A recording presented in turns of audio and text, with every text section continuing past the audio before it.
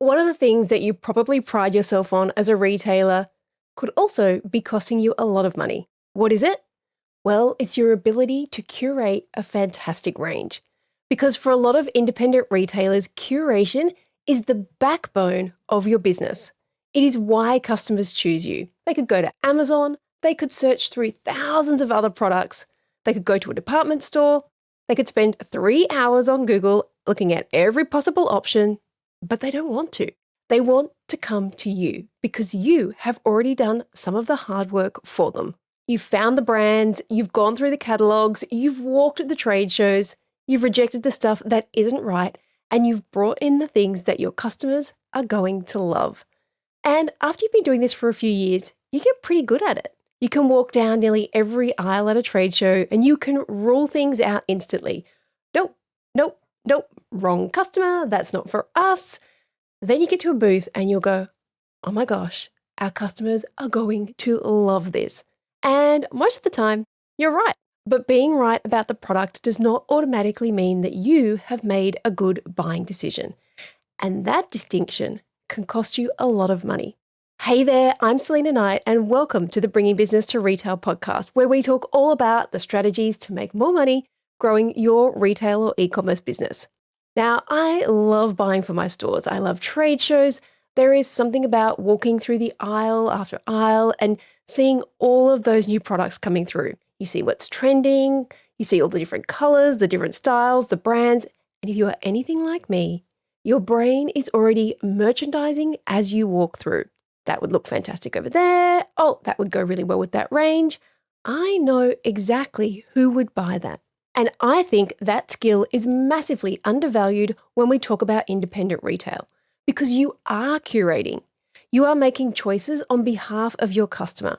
You're saying, out of everything I could possibly stock, these are the products worth paying attention to. And that is your point of difference.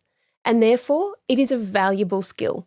And for a long time, I thought that was my only job as a buyer. I thought my job was to choose good products. Does it fit my store? Is it on trend? Does it fit with my brand? Will it look good on the shelf or on the website? And will my customers want it? And all of those questions are important. But what I eventually realized was that my job was bigger than choosing just good products. My job was to allocate the cash to the products that were most likely to make the business money. And those are two very different things. Because when you buy inventory, you are making an investment decision. You've got money sitting in your bank account. You take some of that money out and you give it to a supplier. And in return, you get boxes of product. But now that money is gone. It can't pay your wages. It can't pay another supplier. It can't fund your marketing. You can't fund a reorder on things that are selling faster than you expected. Your money is literally tied up in stock. So that stock has a job to do. Now, let me be clear on this. You do not buy stock to own products. You buy products to turn the cash that you have into more cash. Let me say that again. You aren't buying inventory just to have products on the shelf. You buy product to turn the cash that you have into more cash. And every single product must earn the right to receive your money. That is what you need to be thinking every time you spend. Because if buying starts with, well, what do I like? What do I think will sell? What is on trend? What is the rep telling me is going to be huge this season? You're starting with the product. What I want you to do is start with the business. Start with the business, not the products. Where are you trying to get to? How much revenue does the business need to produce? And how much profit do you need those sales to create? That's where I want you to start. And then you can work backwards to the products. Which products are going to help you get to those goals? Because that is a very different way of going into a buying season. Say you've got a revenue target for the next 3 months, and you know the gross profit that you need for those sales to generate. Those numbers now become a filter. You might find something gorgeous at a trade show. That's fantastic. Your customer will probably love it. Awesome. Now tell me, what job is that product going to do to help you to reach those numbers? Because every product you order has a job. It should be helping you to create the revenue that you're trying to produce. It should bring in enough profit. It should turn back into cash within the time that you planned it to. And it should earn the space, the money, and the attention that you're giving it. That's the part that I think gets lost when you're really good at curating product. We can look at a product and know that it belongs in the store. And then we move on to the next range.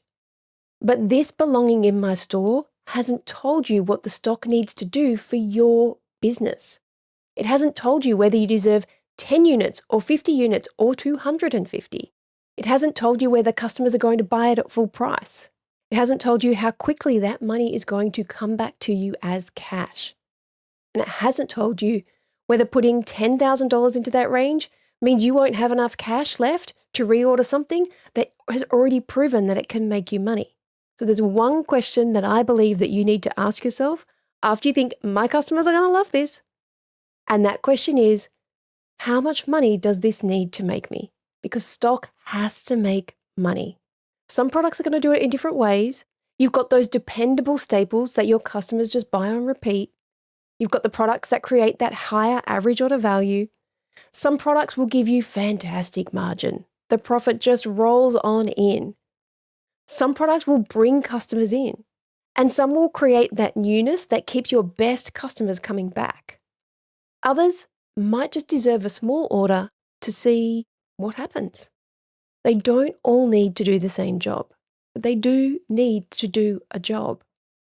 And the amount of money that you put behind them should reflect the evidence that you have that they can make you money.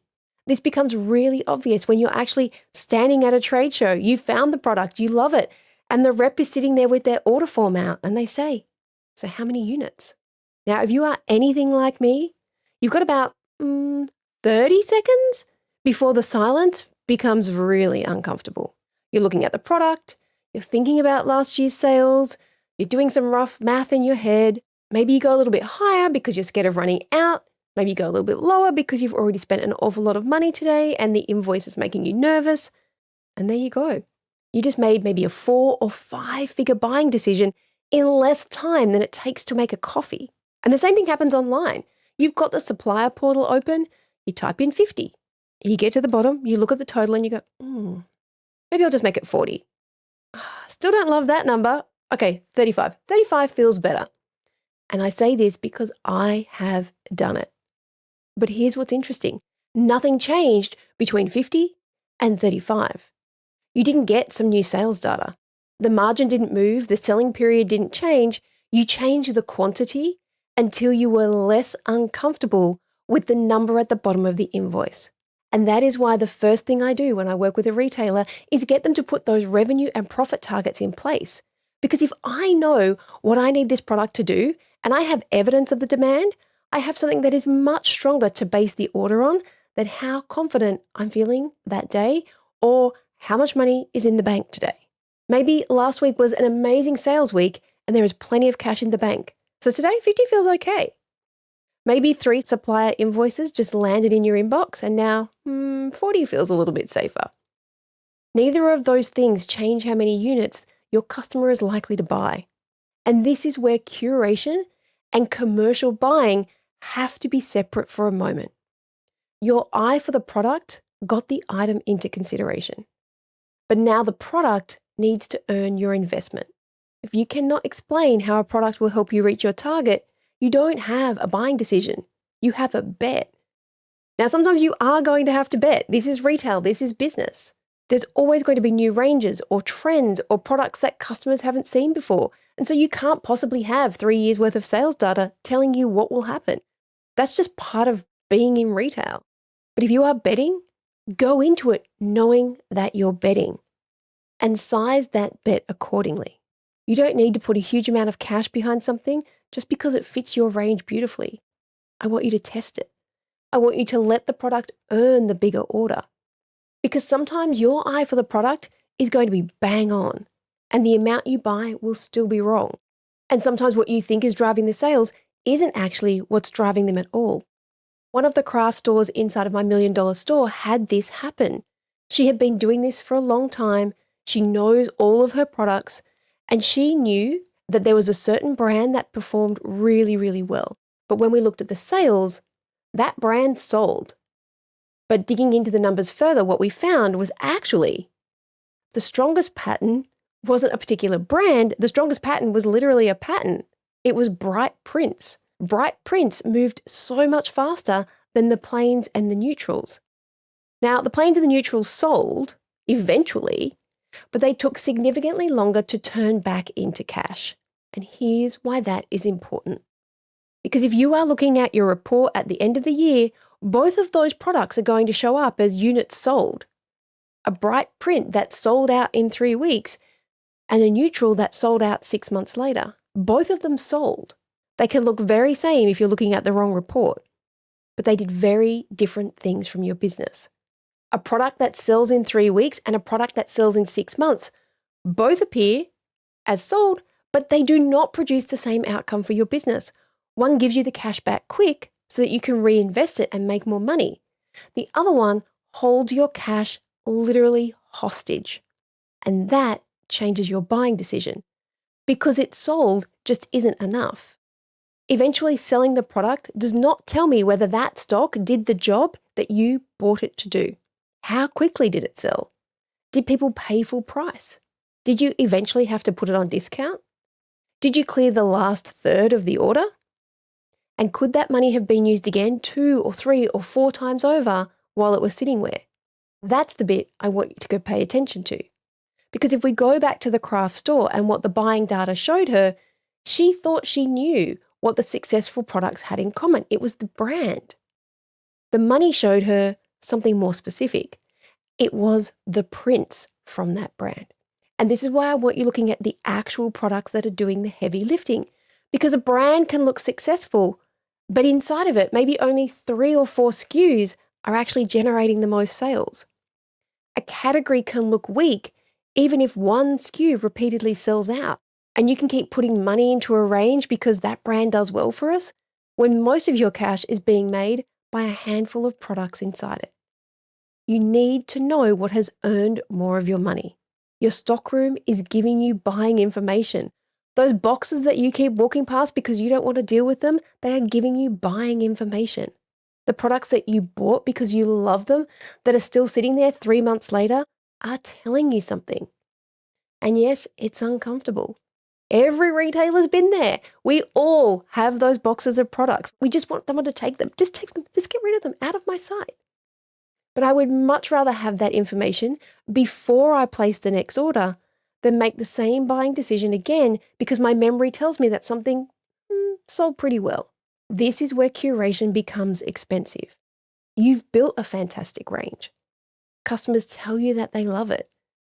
You walk into the stockroom and there is product everywhere, so you feel well stocked. And then one of your proven sellers runs out. Customers keep asking for it. The team keep asking when it's coming back. And you go to place the reorder, but actually, there's no buying budget left this month because your cash is sitting in that stockroom in products that customers aren't choosing fast enough. And you can have tens, sometimes even hundreds of thousands of dollars worth of stock and still not have the stock that your customers want to give you money for.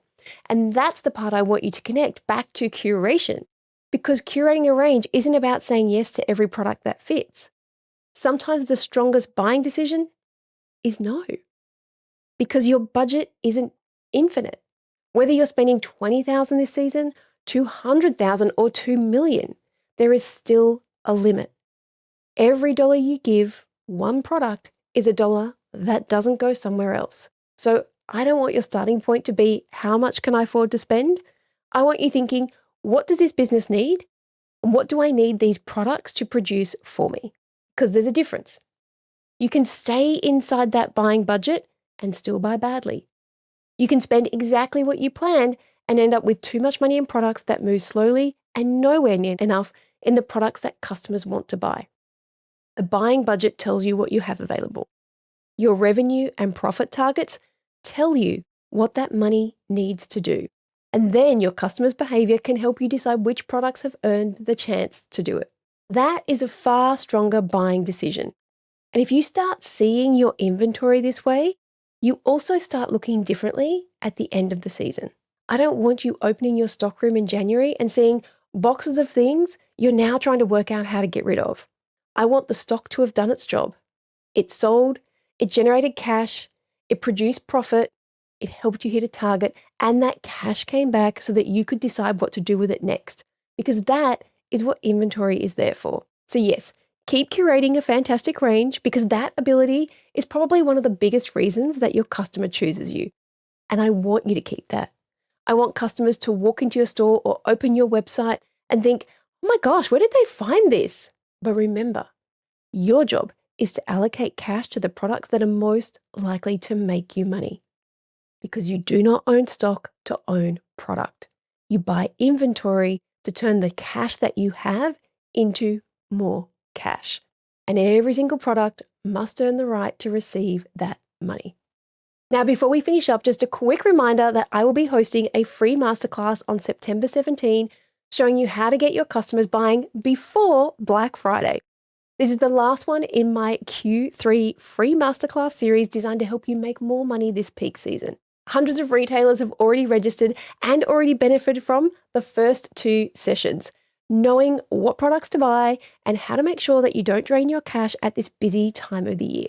This final masterclass wraps everything up and gets your customers spending earlier. Register for free at salenanight.com/Q3 to save your spot. Thank you so much for joining me. If you are heading into the buying season, I hope this has been helpful, and I will see you on the next episode. Remember, grab your free masterclass spot at salenanight.com/Q3. So that's a wrap. I'd love to hear what insight you've gotten from this episode and how you're going to put it into action. If you're a social kind of person, follow me at @TheSalenaKnight and make sure to leave a comment and let me know. And if this episode made you think a little bit differently, or gave you some inspiration, or perhaps gave you the kick that you needed to take action, then please take a couple of minutes to leave me a review on your platform of choice. Because the more reviews the show gets, the more independent retail and e-commerce stores just like yours that we can help to scale. And when that happens, it's a win for you, a win for your community, and a win for your customers.